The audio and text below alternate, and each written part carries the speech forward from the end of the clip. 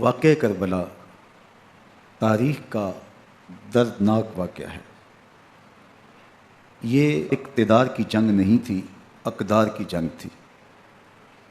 دو شخصیتوں کی لڑائی نہیں تھی، دو نظریات کا ٹکراؤ تھا۔ یہ حق اور باطل کا معرکہ تھا۔ یزید ظلم کا استعارہ ہے، حسین ابن علی امن کی علامت ہے۔ یزید جبر کا پتلا ہے، حسین صبر کا پیکر ہے۔ یزید اپنی بدطینت فطرت اور اپنی طبع ناہموار کے باعث دنیا پر ذلت و رسوائی، ظلم، جبر، جور و زیادتی کی علامت بن کے ابھرا، اور حسین ابن علی رضی اللہ تعالی عنہ حق و صداقت کا نشان بن کے ابھرا۔ کربلا کے تپتے ہوئے ریگزار میں حسینی اور یزیدی دو کردار سامنے آتے ہیں۔ اقبال نے کہا تھا، موسیٰ و فرعون و شبیر و یزید، ایند و قوت از حیات آید پدید،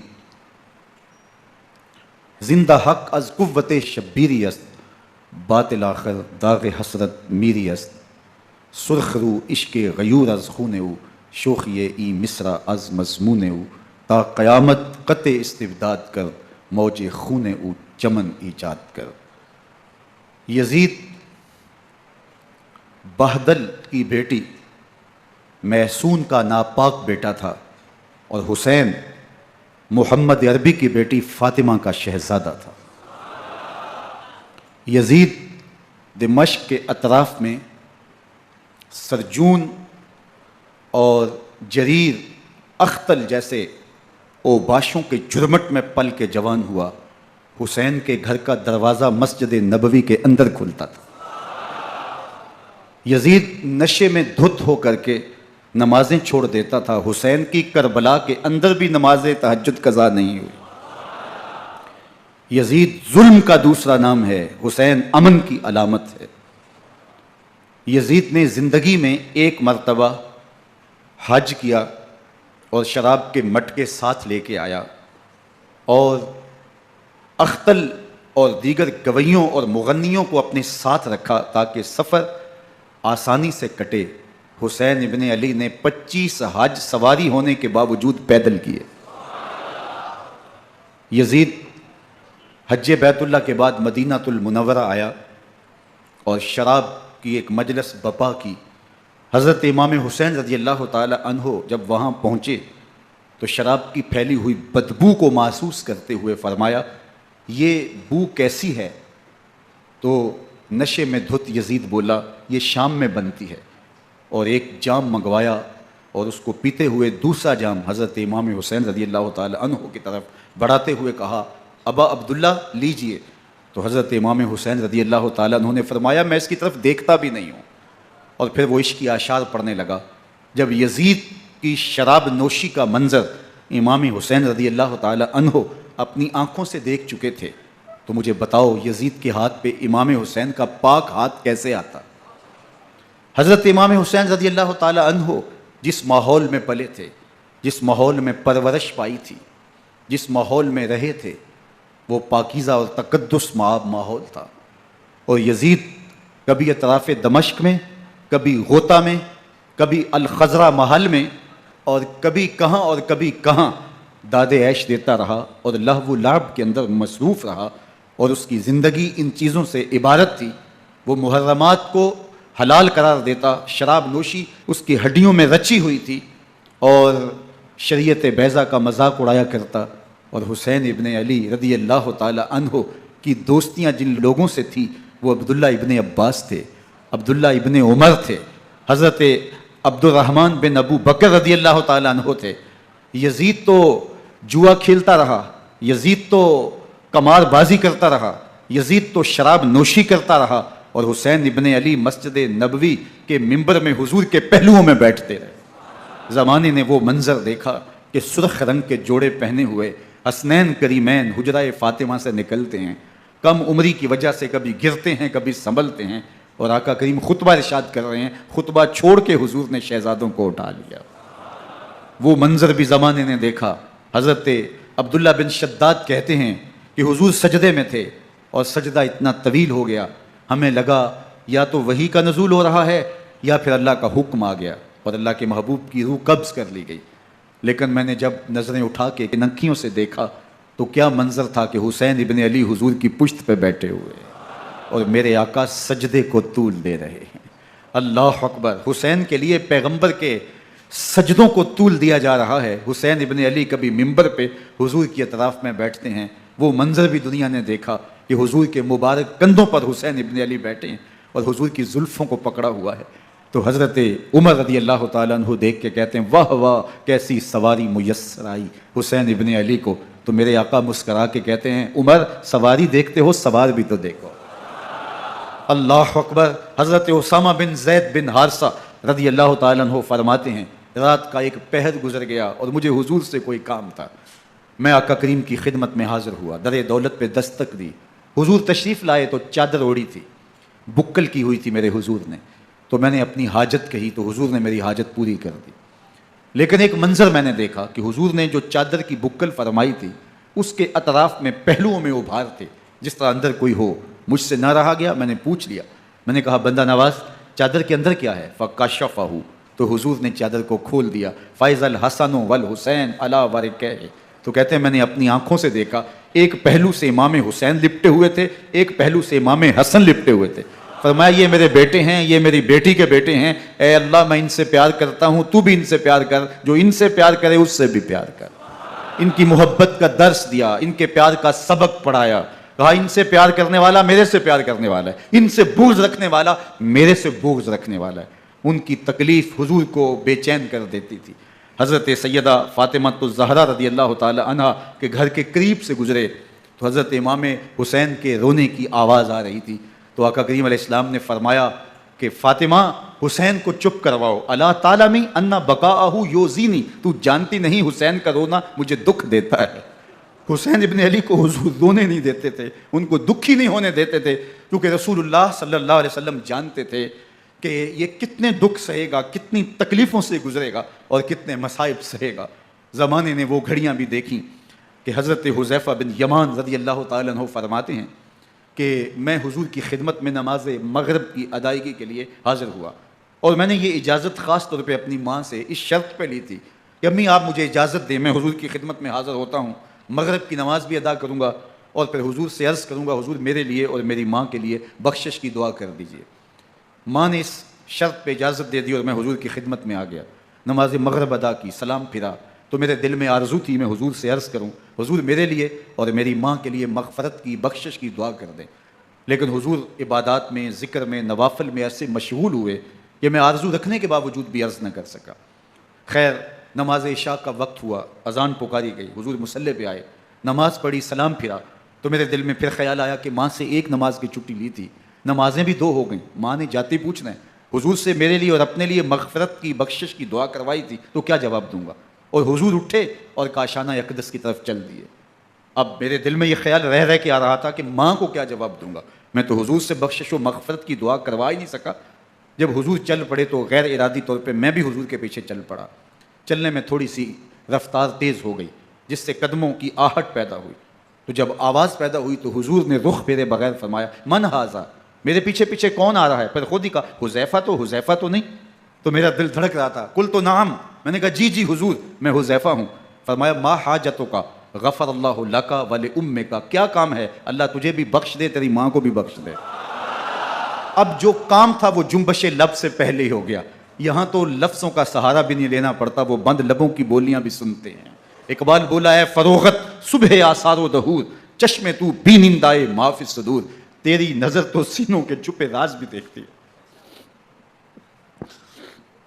تو کہا ما حاجتوں کا غفر اللہ لک ولامک، اللہ تجھے بخش دے، تیری ماں کی بھی مغفرت کر دے، کیا کام ہے؟ اب جو کام تھا وہ تو ہو گیا۔ تو میرے حضور نے ارشاد فرمایا حذیفہ سنو، ابھی ایک فرشتہ آیا ہے جو اس سے قبل دھرتی پر پہلے کبھی نہیں آیا، آج پہلی مرتبہ اللہ سے اجازت لے کے دو کام کرنے آیا ہے۔ ایک تو مجھے سلام کرنے آیا ہے اور دوسرا خوشخبری دینے آیا ہے کہ آپ کی بیٹی فاطمہ جنتی عورتوں کی سردار ہے اور حسن اور حسین جنتی جوانوں کے سردار۔ ایک طرف یزید ناپاک میسون کا پلیت بیٹا اور ایک طرف محمد عربی کا نواسا، فاطمہ کے دودھ کا اثر، علی المرتضیٰ کے خون کی تاثیر، رسول اللہ صلی اللہ علیہ وسلم کے کندھوں پہ بیٹھنے والا۔ ایک دن حضور نے امام حسین رضی اللہ تعالیٰ عنہ کے ہاتھ پکڑ لیے اور ان کے پاؤں اپنے پاؤں پہ رکھے اور پھر فرمایا بیٹے آگے بڑھو، اور ان کے پاؤں حضور کی پنڈلیوں پہ آئے۔ پھر کہا بیٹے اور آگے بڑھو، حتیٰ کہ ان کے پاؤں حضور کی رانوں پہ آئے۔ پھر فرمایا بیٹا اور آگے بڑھو، تو ان کے پاؤں حضور کے مبارک بطن اقدس پہ آئے۔ پھر بازوؤں کو کھینچ کے اپنے قریب کیا اور حسین ابن علی کے منہ میں اپنی زبان رکھ دی، اور وہ اس طرح چوس رہے تھے جس طرح کھجور چوسی جاتی ہے۔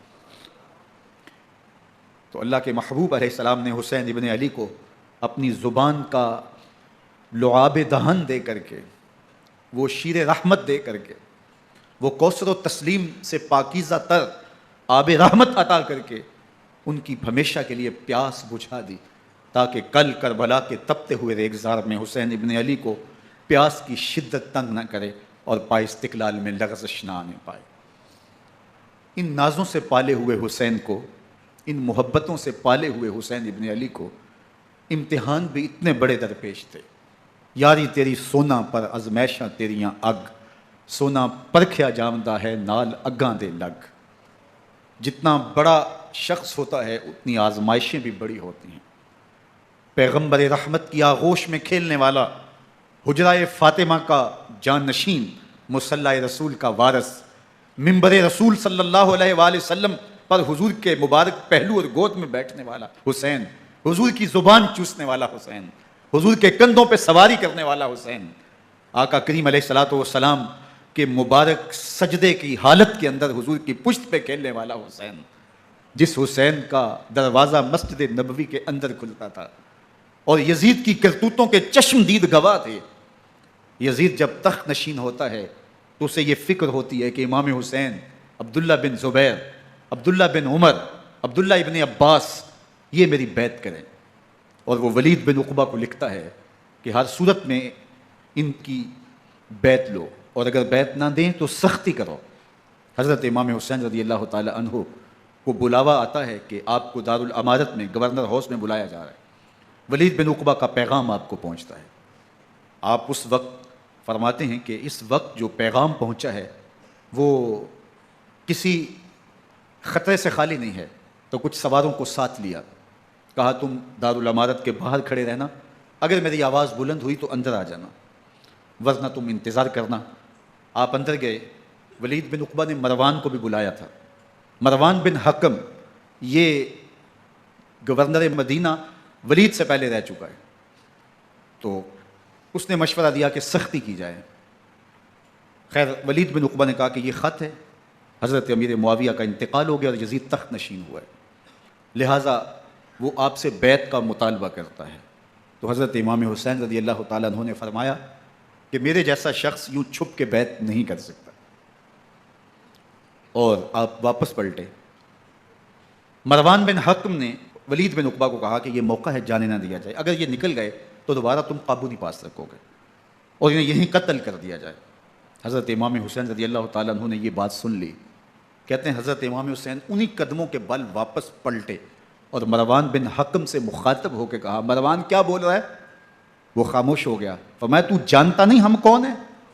آنا حسین ابن علی ابن ابی طالب، میں حسین ہوں، میں علی کا بیٹا ہوں، ہمارے گھر میں قرآن اترتا رہا ہے، وحی کا نزول ہوتا رہا ہے، اور یزید فاسق ہے، فاجر ہے، مسلمانوں کا قاتل ہے اور شرابی ہے، میں ڈنکے کی چوٹ پہ یزید کی بیعت سے انکار کرتا ہوں۔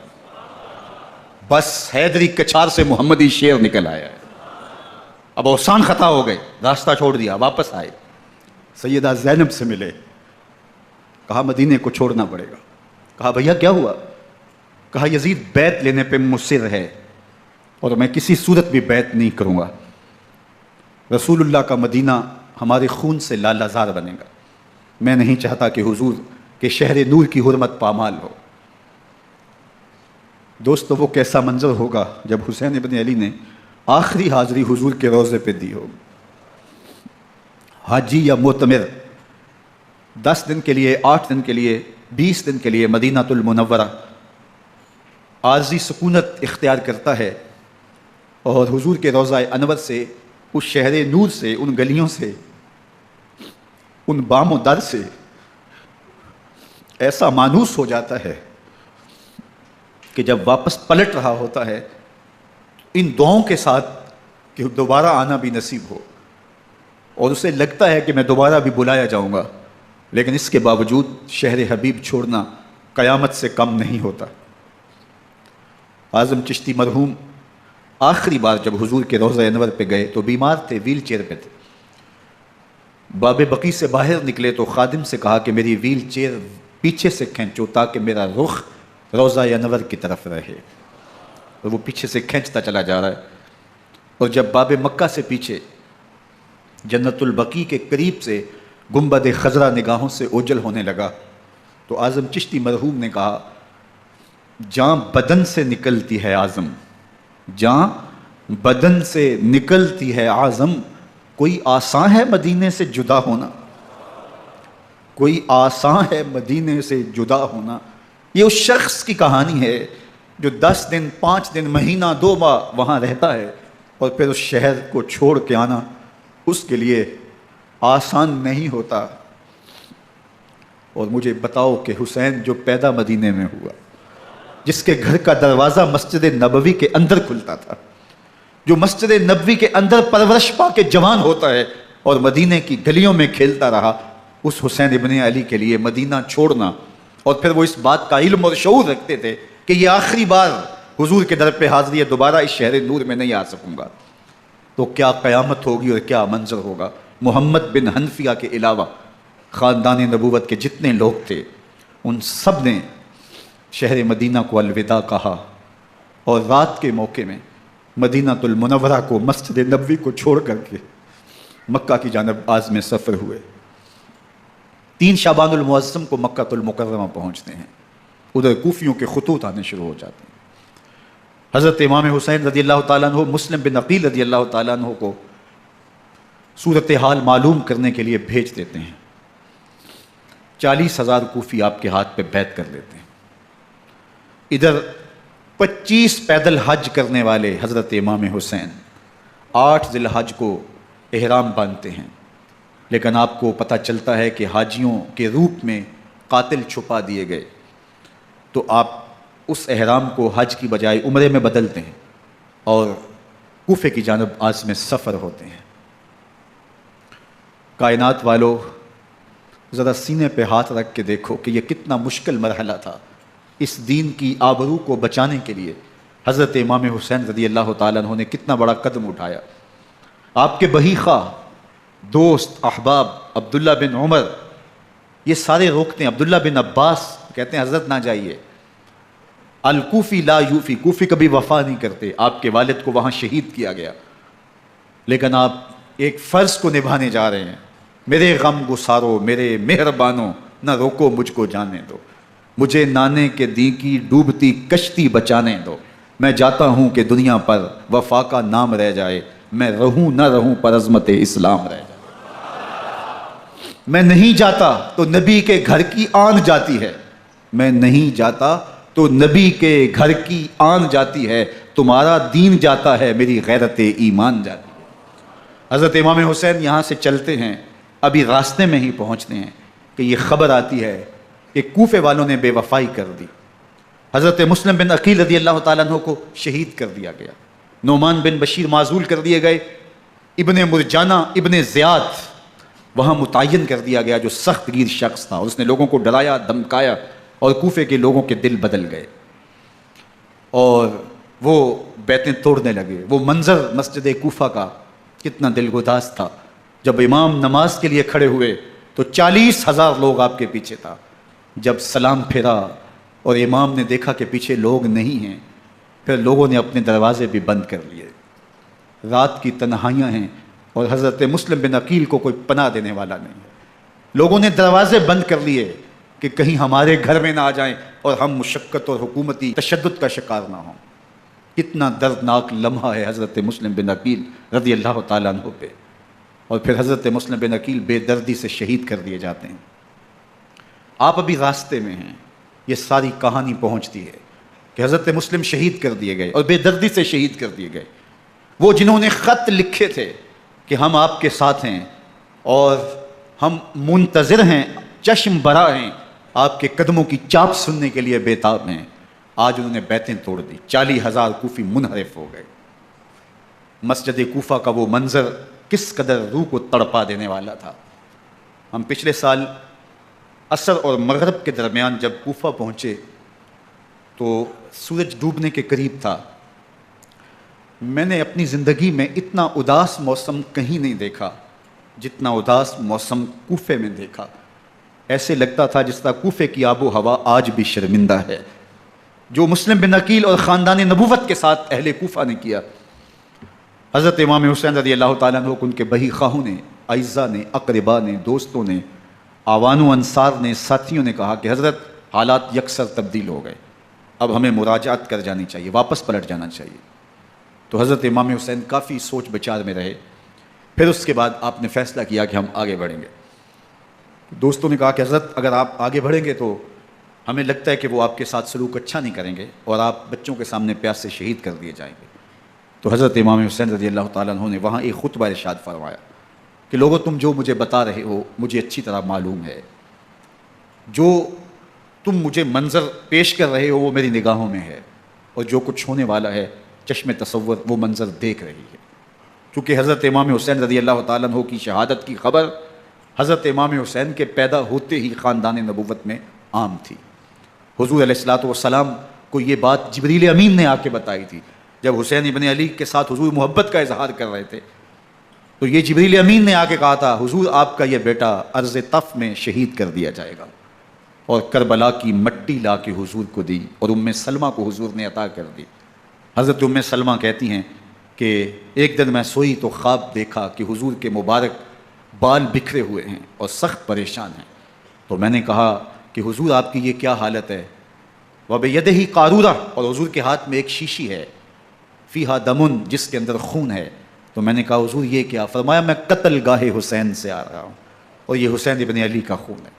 تو کہا 10 محرم کا دن تھا، دوپہر کا یہ منظر تھا، میں قیلولہ کر کے اٹھی، جب میں نے دیکھا تو وہ شیشی جس میں کربلا کی مٹی رکھی تھی وہ خون بن چکی تھی۔ تو یہ خبر پہلے دی گئی تھی، یہ بتا دیا گیا تھا۔ فرمایا میرے دوستو جو تم مجھے بتاتے ہو میں اس سے بے خبر نہیں ہوں، یہ سب کچھ ہونے والا ہے، لیکن اس کے باوجود میں کیوں جا رہا ہوں؟ تو آپ کا ایک تاریخ ساز جملہ ہے جو کربلا کے فلسفے کو ہمارے سامنے رکھتا ہے کہ یہ اتنا بڑا امتحان کیوں دیا۔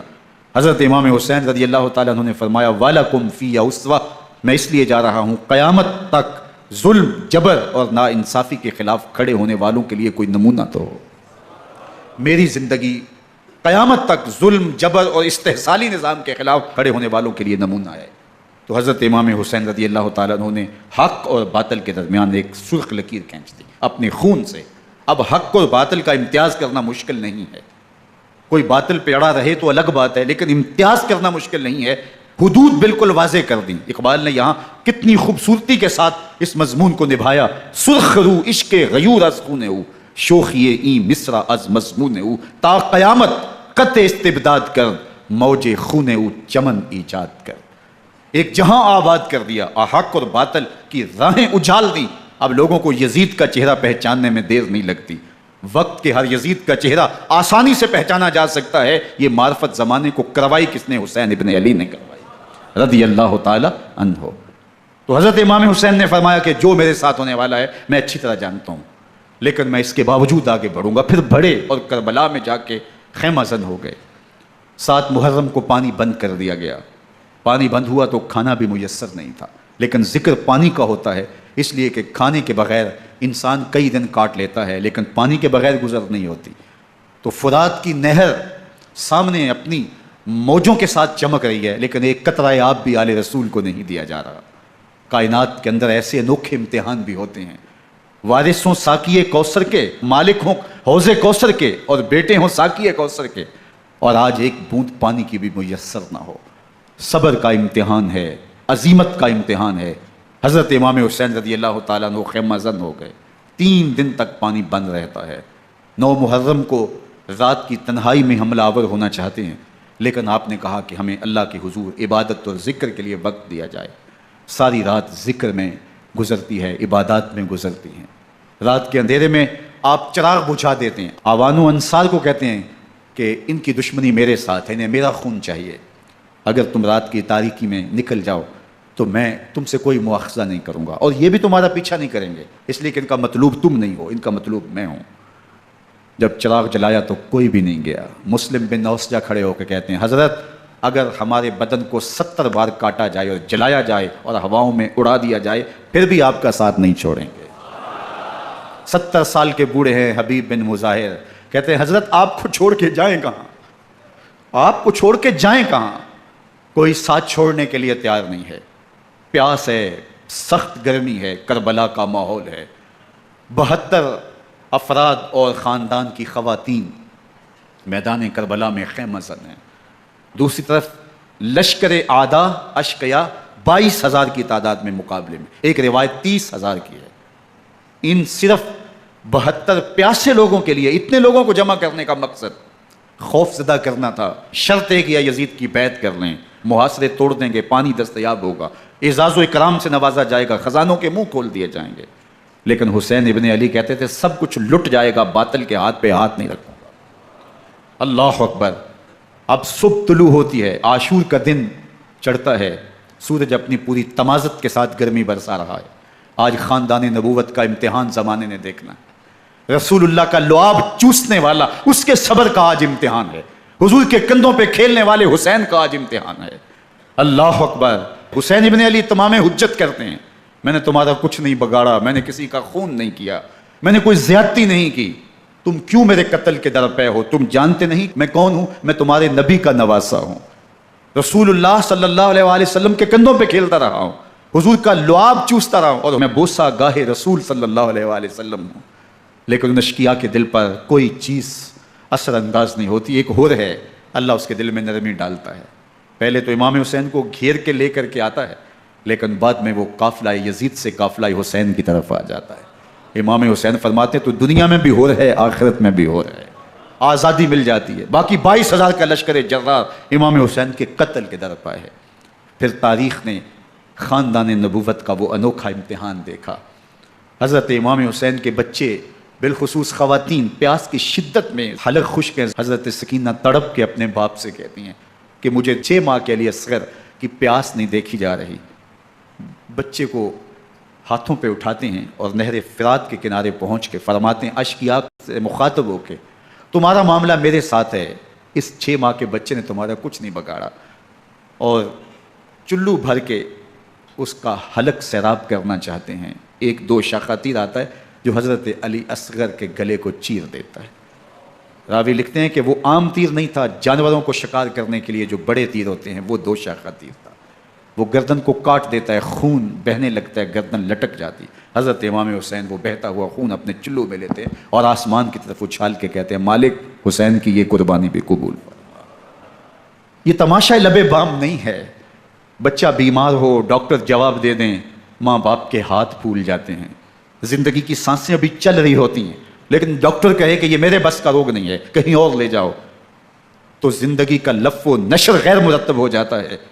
میں سلام پیش نہ کروں حسین ابن علی کو، 6 ماہ کا علی اصغر ہاتھوں میں دم توڑتا ہے، گردن لٹک جاتی ہے، خون بہہ رہا ہے، اب خیموں کی طرف بڑھ رہے ہیں، لیکن زبان پہ شکایت نہیں ہے، کہتے ہیں مالک حسین کی یہ قربانی قبول کر لے۔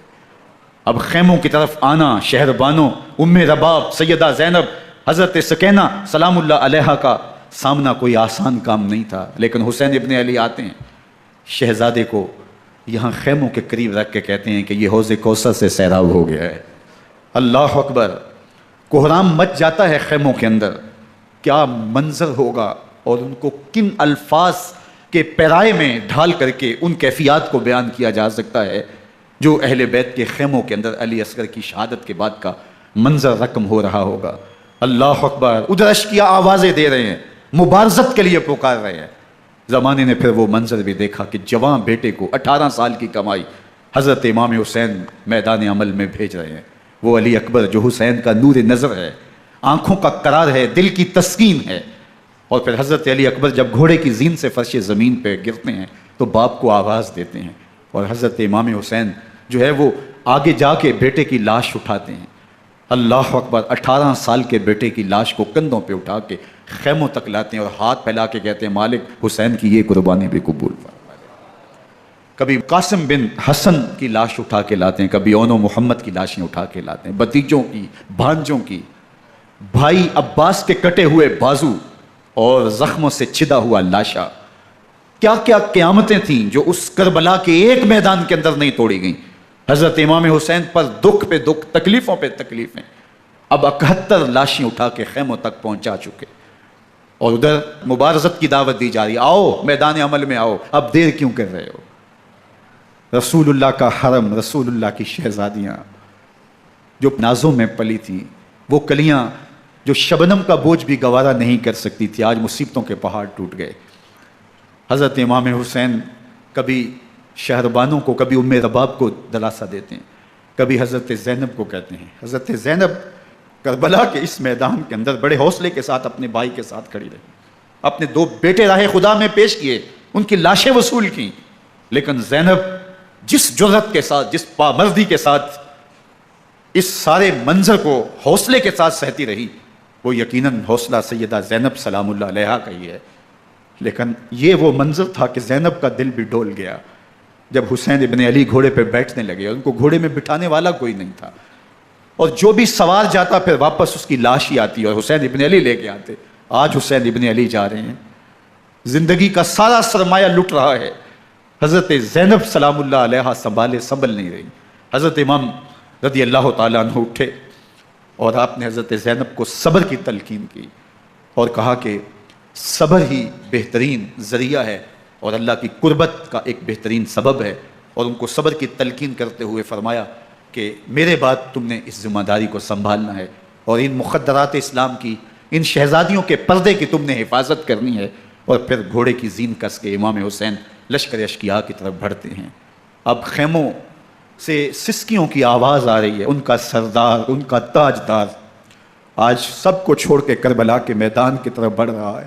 جرم کیا کیا، قصور کیا کیا، اس نے کیا زیادتی کی کہ آج نیزوں اور انیوں کے مقابلے میں 22,000 کا لشکر حضرت امام حسین پہ ٹوٹ پڑتا ہے۔ آپ پھر تمام حجت کرتے ہیں میں نے کسی کو قتل نہیں کیا، خون ناحق نہیں بہایا، میرے خون کے درپے کیوں ہو، اپنی آخرت کیوں برباد کرتے ہو، تم جانتے نہیں میں کون ہوں، میں تمہارے نبی کا نواسا ہوں۔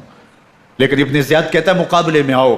پھر حضرت امام حسین رضی اللہ تعالیٰ عنہ مقابلے میں آتے ہیں، اور جب گھوڑے کو ایڑ لگا کے دشمن اشقیاء پہ ٹوٹتے ہیں تو پھر ایسا منظر ہوتا ہے کہ وہ بھیڑ بکریوں کی طرح آگے بھاگتے ہیں۔ 71 زخم کلیجے پہ لیے شجاعت کا یہ پیکر جب میدان میں آتا ہے، آواز آتی ہے یہ کون ذی وقار ہے، بلا کا شاہ سوار ہے، لباس ہے پھٹا ہوا، غبار سے اٹا ہوا، تمام جسم نازنی چدا ہوا کٹا ہوا، یہ نبی کا نور عین ہے، یہ بال یقین حسین ہے، یہ حسین ابن علی ہے رضی اللہ تعالیٰ عنہ۔ پھر چاند بادلوں میں گھر جاتا ہے، شامی ہنڈے تیر برساتے ہیں، تلواروں سے آپ کے بدن پر ضربیں لگاتے ہیں اور نیزوں سے آپ کے بدن کو پرو دیتے ہیں۔ جب آپ کا پیراہن بعد میں اتارا گیا تو آپ کے پیراہن میں 122 سوراخ تیروں کے تھے، 33 زخم تلواروں کے، 34 گھاؤ نیزوں کے تھے۔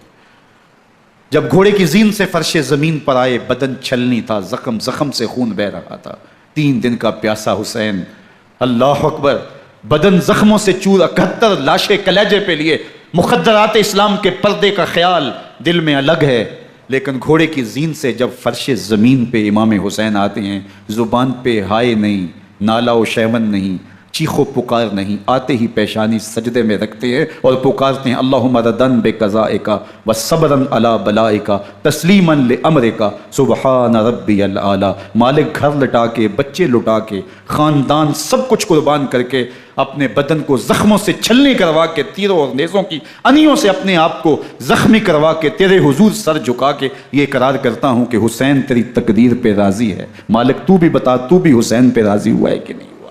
آواز آ رہی ہے اس پیاسے پر علی شیر خدا کو ناز ہے، اس نواسے پر محمد مصطفیٰ کو ناز ہے، اوروں نے بھی سجدے کیے پر اس کا عجب انداز ہے، اس نے وہ سجدہ کیا جس پر خدا کو ناز ہے۔ حسین ابن علی رضی اللہ تعالیٰ عنہ کا سر انور دستے قاتل نے تب کاٹا جب وہ سجدے میں جھکا ہوا تھا۔ یزید نے کہا میں بیعت لوں گا، امام حسین نے کہا کبھی بھی نہیں دوں گا، یہ سر کٹ سکتا ہے جھک نہیں سکتا۔ سر کاٹ کے نیزے کی نوک پہ چڑھا دیا گیا، اور یہ اس بات کا اعلان تھا کہ ہم جیت گئے اور حسینی ہار گئے، اور لشکر یزید میں غوغا مچ گیا، نقارے بجنے لگے کہ ہم جیت گئے، دیکھو امام حسین شہید کر دیے گئے، اور سر کاٹ کے نیزے کی نوک پہ چڑھایا گیا۔ لیکن لشکر یزید سے یہ آواز آئی یہ کیسا سر ہے جو کٹ کے بھی سر بلندی ہے، کٹ گیا ہے پھر بھی اونچا ہے۔ اللہ اکبر، یہ سر سجدے میں کٹا ہے، رب کے حضور عبادت کی حالت میں کٹا ہے۔ حسین آج بھی سجدے میں ہے، اللہ اکبر، حسین آج بھی سجدے میں ہے، بلکہ کٹے ہوئے سر کا رخ زمین کی جانب تھا اور کٹی گردن آسمان کی طرف، یوں نیزے پہ پرویا گیا۔ اللہ اکبر، ایک شاعر نے نقشہ کھینچا، باں کے سر نیزے پہ اور سوئے زمین ہے روح، یعنی سجدہ ثانی کی ہے آرزو۔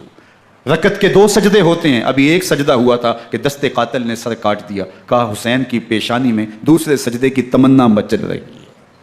یہ تھا حسین ابن علی کا سجدہ، ساری زندگی رب کے حضور سجدہ قضا نہیں ہونے دیا۔ آج پانی نہیں ہے، اللہ اکبر، آج تیمم کر لیتے ہیں، آج اپنے خون کو اوڑھ کر کے حسین نے اپنی پیشانی اپنے مالک کے حضور جھکا کر کے عظیمت کی وہ انوکھی داستان رقم کر دی کہ صدیاں گزرنے کے باوجود بھی ان کی یادوں کے چراغ روشن ہیں۔ جب حضرت امام حسین اور دوسرے اعیان و انصار کو شہید کر دیا گیا تو ان کے سر نیزوں کی نوک پہ چڑھا دیے گئے۔ حضرت امام حسین کا کٹا ہوا سر اور باقی 71 افراد کے کٹے ہوئے سر نیزوں کی نوک پہ، اور 10 سواروں کو ابن سعد نے کہا کہ ان کو رون دو، اور گھوڑوں کی ٹاپوں تلے حضرت امام حسین رضی اللہ تعالیٰ عنہ اور ان کے آوان و انصار کو جو ہے وہ روندا گیا، حتیٰ کہ ان کی استخوان مبارک، ان کی ہڈیاں بھی چور چور ہو گئیں۔ روننے سے قبل ان کا لباس اتار لیا، ان کے کپڑے اتار لیے گئے۔ اللہ اکبر، کیسی دردناک گھڑیاں تھیں۔ یزید کا صرف یہی بد کرداری کا مرحلہ نہیں تھا، اس کربلا کے صحرا کے اندر یزید نے جس طرح امام حسین رضی اللہ تعالیٰ عنہ کو شہید کیا اور حضرت امام حسین کے خاندان کو شہید کیا، جب مدینہ المنورہ پر یزید نے مسلم بن عقبہ کو مقرر کیا، جس کو بزرگوں نے مصرب بن عقبہ کہا ہے، تو اس کو کہا 3 دن تک مدینے کا حرم تمہارے لیے حلال ہوگا، جو چاہو تم کرنا، اور شامی فوجوں کو اجازت ہوگی۔ تو وہاں بھی انہوں نے 10,000 تابعین اور 700 صحابہ کو شہید کیا۔ حضرت ابو سعید خدری رضی اللہ تعالیٰ عنہ گھر سے باہر نکلے، کافی بوڑھے ہو چکے تھے، تو انہوں نے حضرت ابو سعید خدری کو پکڑ لیا، کہا تم کون ہو؟ کہا مجھے ابو سعید خدری کہتے ہیں۔ تو کہا ہاں تمہارا نام سنا ہے، اور داڑھی سے پکڑ کے کھینچا اور کہا کہ ہے تمہارے پاس جو ہمیں دو؟ تو کہا کہ میرے پاس تو کچھ بھی نہیں، میں تو فقیر آدمی ہوں۔ تو ان کے گھر ان کو لے گئے، تو 2 کبوتر رکھے تھے حضرت ابو سعید خدری نے، تو وہ کبوتر لوٹ کے لے گئے۔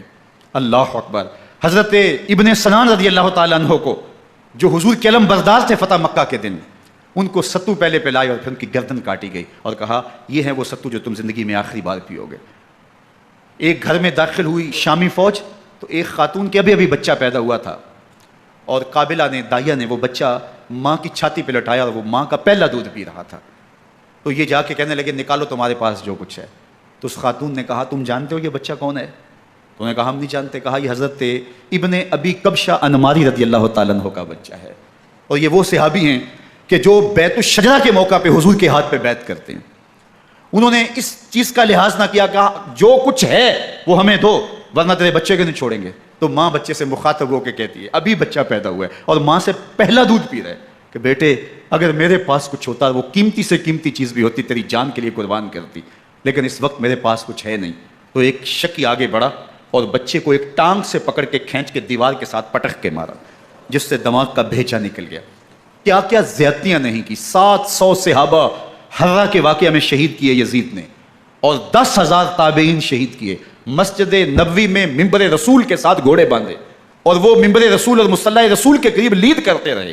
حضرت سعید عبد المسیب فرماتے ہیں میں نابینا تھا اور حضور کے روضہ انور کے پاس بیٹھا تھا، اور یزید کے سپاہی آتے، جو بھی مسجد میں نظر آتا پکڑ کے لے جاتے، مجھے نابینا سمجھ کے چھوڑ دیتے، لیکن میں پریشان تھا کہ ظہر کا وقت ہوگا، عصر کا وقت ہوگا، مغرب عشاء کا وقت ہوگا، نہ اذان، نہ اقامت، نہ جماعت، تو کیسے مجھے پتہ چلے گا کہ نماز کا وقت ہو گیا، اور کیسی میری نمازوں کا کیا بنے گا؟ میں اس فکر میں بیٹھا تھا۔ لم ازل اسمع الاذان والاقامت من قبل رسول اللہ صلی اللہ علیہ وآلہ وسلم۔ فرماتے ہیں جب بھی پھر نماز کا وقت آیا، گنبد خضرا سے اذان کی بھی آواز آئی، اقامت کی بھی آواز آئی۔ 3 دن تک مسجد نبوی کے اندر گھوڑے بندے رہے اور مدینہ کی حرمت پامال کی، مدینہ کے گھروں کے اندر یہ بد کماش داخل ہوئے اور جو بدکاریاں انہوں نے کی کلیجہ منہ کو آتا ہے۔ 1002 شیزائیں ان بدکاروں کی بدکاریوں کی وجہ سے کواری حالت کے اندر حاملہ ہوئی۔ 3 دن تک مدینے کا حرم انہوں نے پامال کیا، اور پھر مکہ المکرمہ میں کعبۃ اللہ پر گولے برسائے اور کعبہ کا غلاف جل گیا۔ وہ تو یزید مر گیا اور حضرت عبداللہ ابن زبیر رضی اللہ تعالیٰ عنہ نے اپنی خلافت کا اعلان کیا۔ یزید کے یہ کرتوت تھے، ادھر اہل مدینہ کو ستایا، ادھر اہل مکہ کو ستایا، اور رسول اللہ صلی اللہ علیہ وسلم کے خانوادے کی بے حرمتی اور توہین کی۔ نہ صرف انہیں قتل کیا گیا، ان کی لاشوں پہ گھوڑے دوڑائے۔ ابن سعد اور شمر جو ہے وہ خیموں میں داخل ہوا اور مخدرات اسلام کی چادریں چھیننے کی کوشش کی۔ حضرت زینب سلام اللہ علیہ نے مخاطب ہو کے کہا، ہمارے چہرے کے رکھوالے چلے گئے ہیں، ظالم تو خیال نہیں کرتا ہم رسول اللہ کی بیٹیاں ہیں۔ حضرت شہربانو، حضرت زین العابدین اور حضرت زینب سلام اللہ علیہ، ان تینوں کو ایک اونٹ پہ باندھا گیا اور باقی اونٹوں پہ باقی سادات کو، حضور کی شہزادیوں کو باندھا گیا، رسیوں میں جکڑا گیا اور اونٹوں پہ باندھ کر کے کوفے کی جانب آگے آگے شہیدوں کے سر چل رہے ہیں اور پیچھے یہ قافلہ چل رہا ہے۔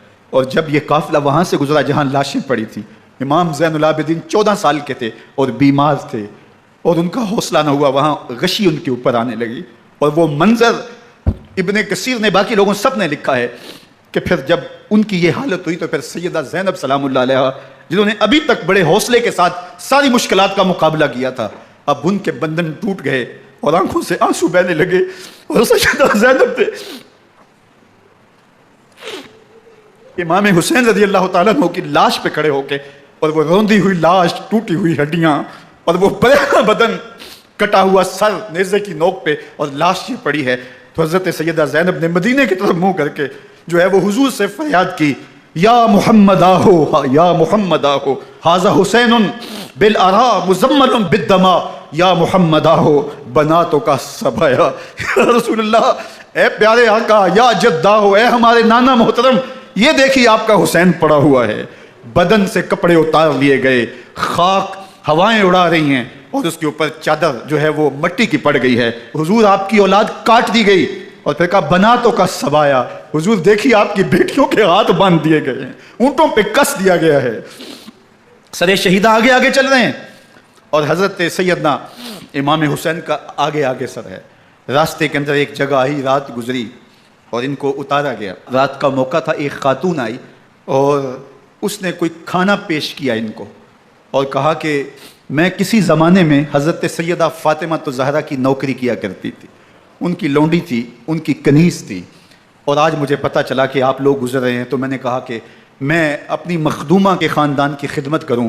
اور پھر اس نے کہا کہ اس وقت سیدہ کی گود میں ایک 6-7 ماہ کی بچی تھی جس کو زینب کہا کرتے تھے، تو سیدہ زینب نے کہا کہ اماں اگر پہچانتی ہو تو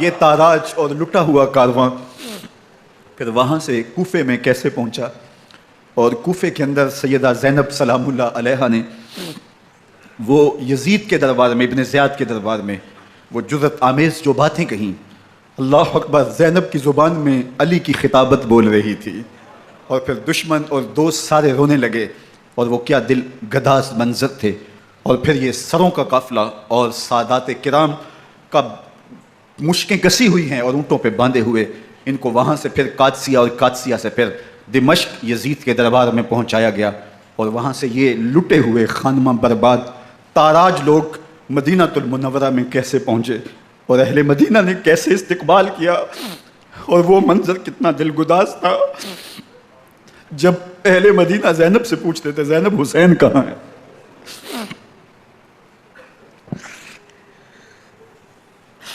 بے مروت بے وفا تیرا بھی کیا افسانہ ہے، جس نے اپنی ہی شمع کو گل کیا تو وہ پروانہ ہے۔